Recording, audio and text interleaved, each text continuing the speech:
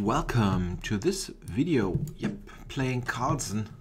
Yeah, not Magnus. This guy's from Turkey actually. Name? Nope. Okay. So the Slav, the ever popular Slav defense. Yeah,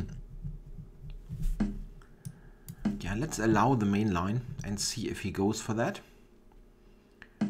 Yep, he does. What about this? Can I do something else there? I recently saw that they sometimes play this Gambit stuff here. Let's try for this. It's interesting. Of course, A4 is the normal move, but this is an interesting try. Okay, so he doesn't really try to keep the pawn with B5. You really cannot play B5 and bishop F5. That's usually not a good idea. So he just seems to return this pawn, which is very nice now for me because I'm getting this pawn back without having spent a move on A4, which is also quite a weakening move. Okay, Queen B3. I don't know. Queen B3. Yeah? This could be interesting. He has knight b6, but I have knight a5, which I thought was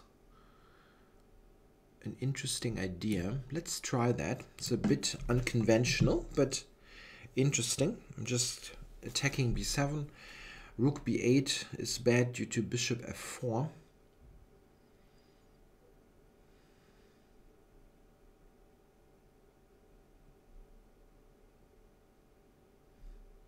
Queen d7 probably, and then my idea was e4 and possibly d5. Very direct way to play. That's probably not bad for black, but it sets some interesting problems.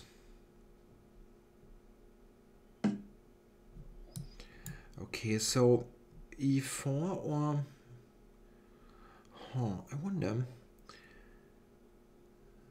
There are also very concrete ways to play based on maybe knight taking on b7 or c6, but it doesn't seem to work. So let's play this. That looks very normal. And now bishop f4. Yeah, bishop f4. And then rook d1 next. Yeah, that looks good. Rook f d1 or rook a d1. One of the eternal questions in chess. Which rook? Yeah, let's do this. It's impossible to determine really in a blitz game. It's even difficult to do in a normal time control game, but in a blitz game you just have to go for it sometimes. Okay, so bishop h3. Is this a move? No, it hangs e4. So play a normal one. He's still slightly tied to b7. Cannot go d5. Okay, play a small waiting move and see what he's doing next. He's running out of, let's say, schematic moves. Bishop f8, maybe something like that, but other than that he cannot move much.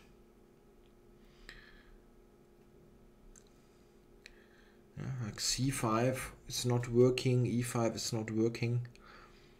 It's hard to move any piece, so yeah, have to do something like that. Okay, so I cannot go d5, yeah. I mean, I can, but it's probably not leading to much.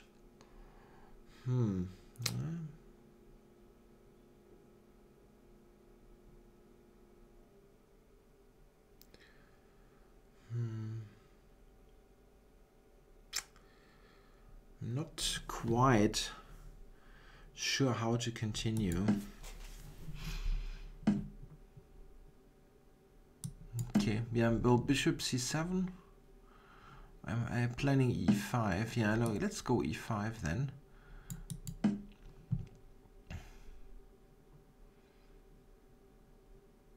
Yeah, b7 now is hanging.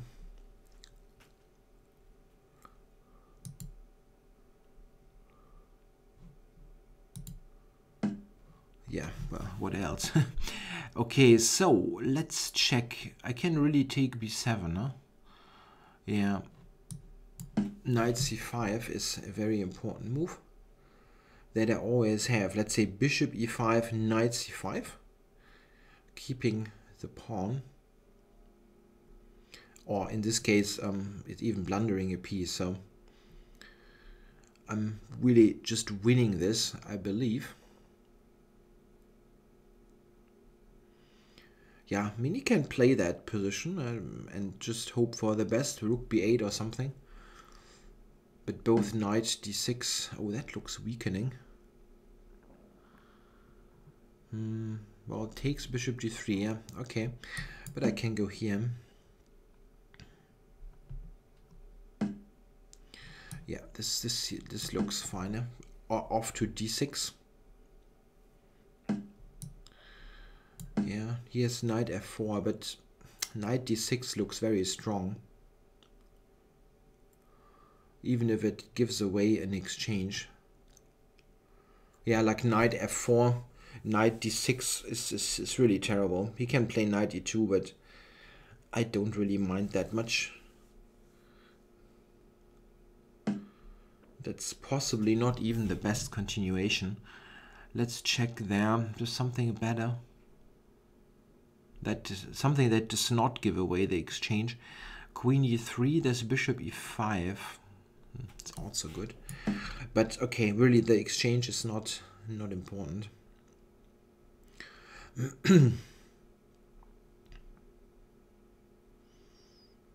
Yeah, look, sorry. Bishop d6, e d6. Check. Okay.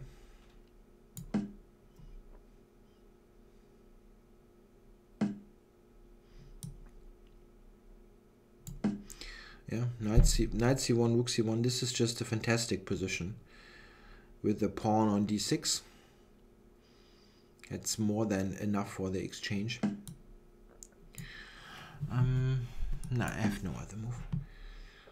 Briefly thinking maybe d7 or something, but the queen was just hanging, so yeah, okay, so he moves the knight. I can just take for a simple solution. Yeah, let's do that. Keep it simple, and queen a4, which makes c6 collapse. Yeah, he cannot move it as the queen hangs. And the bishop is protecting the pawn on d6. I will just win the c6 pawn, and the pawn is just too strong there on the d file.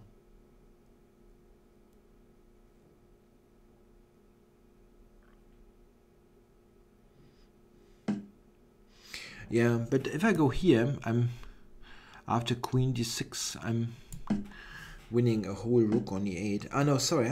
Yeah, I overlooked this pin there. That's bad. Time warning. That was stupid, yeah. That was really stupid.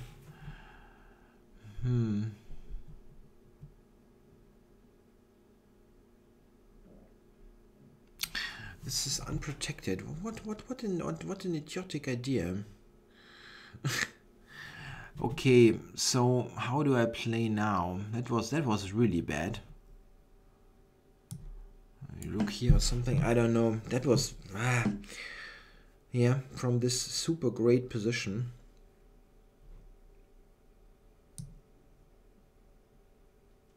Check. Yeah, I don't really know what to do.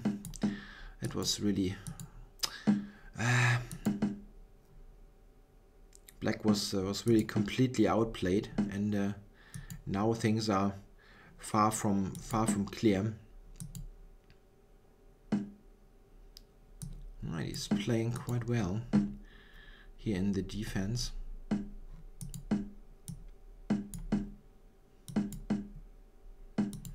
Yeah, I have pretty good control there, but it doesn't look like I should win.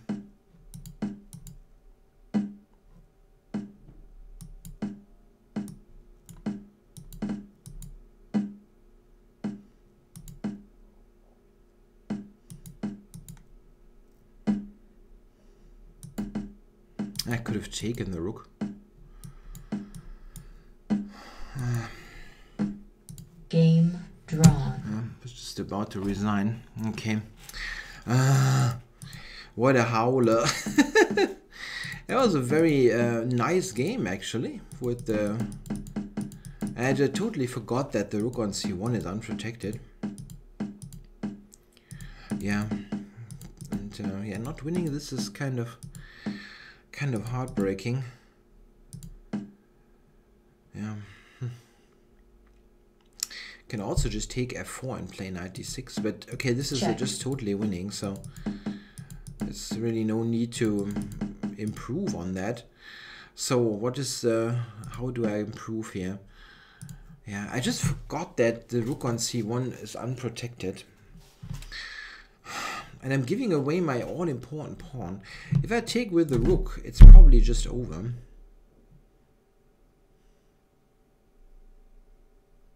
Yeah, that's just over. He cannot take c6. Bishop c6 wins the rook there. And what exactly is his move? I mean, he doesn't really have any move. Let's say a zero move here. I think... yeah, I can even take there. This seems like a win. Yeah, I get to d7, take e5 and promote. Yeah, totally useless. This is just terrible. This is a terrible idea. And I don't have any way to harass his king there. I was thinking this maybe at first, like here, and trying to enter. But, I mean, this is not threatening anything. And this is much, much more of a problem. Check. Not really sure if this is this a draw or am I really worse here?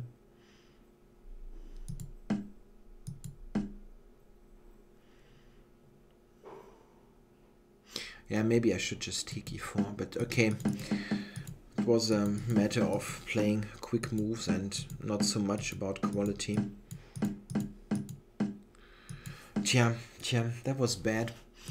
An interesting point in the opening is that here after g3, what he did, I think, is just a bad setup. You should really try to keep the pawn with b5. If you don't do that, if you just return the pawn, it is simply a good position for white, because I will get in e4 ultimately and have a good central control. Yeah, in the Slav, this d takes c4 line, the real idea of it is that white only gets the pawn back in cases where a4 has to be played, yeah, as it is normal on move 5. And with a4, black has a compensation in terms of the weakened queen side and the square on b4, with the pawn there on a4. But without the pawn move, white is just dominating in the center. This is just a bad position. Yeah, in the Slav, you play this move d takes c4 really for very specific reasons, that capturing away from the center. And the reason is that white is usually either sacrificing a pawn or playing a4. Okay, he can play e3 and get the pawn back, but this is also, yeah, this is losing time. So black has a concrete compensation for all of that. But in most cases, a4 is played, and if we compare this, yeah, like to the game, yeah, if we compare this, here it takes a long time for white to even get e4 in, and in my game, yeah, I just could fianchetto, which supports the e4 push, and I even could play it in one move. So here, this is just nice for white. Black has no compensation whatsoever for his lack in space. Yeah, but it didn't help. Yeah, first game of a session, as usual, a tricky business. Thanks for watching.